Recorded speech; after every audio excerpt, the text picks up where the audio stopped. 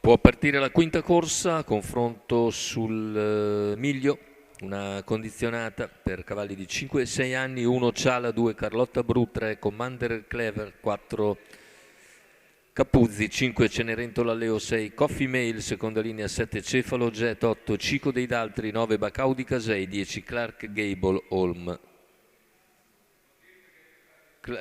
Commander Clemar è il più appoggiato.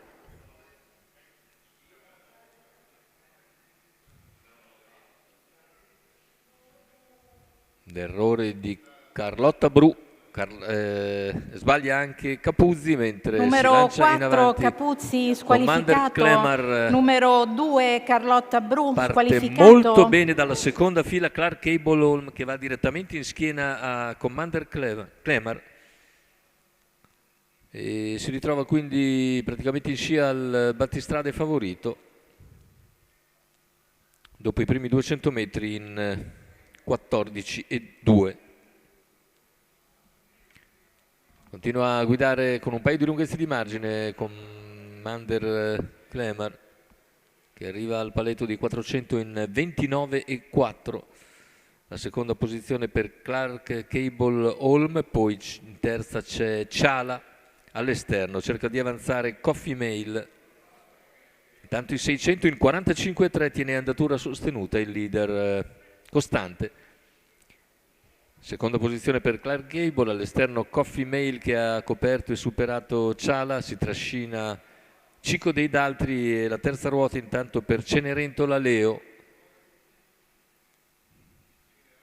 E intanto 1,47 per gli 800, ora c'è stato un sensibile rallentamento, insiste in terza ruota Cenerentola Leo con Coffee Mail che la tiene in terza, mentre il leader continua a fare corsa per proprio conto perché Clark Cable Holm non riesce a seguire l'andatura ed è Cenerentola Leo che passa in seconda posizione ai 400 finali quando il leader ha sparato un altro quarto in 29,4. Cenerentola in seconda posizione, poi il Clark Cable Holm si isola in avanti Commander Clemar.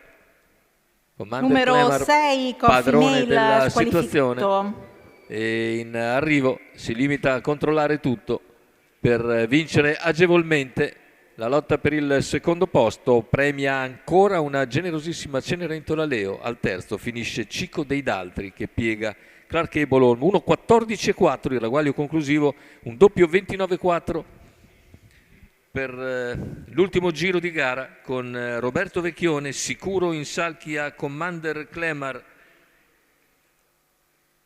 Team Elert per la signora Francesca Cardinali, percorso di testa vincente per Commander Clemar, Roberto Vecchione, Holger Elert.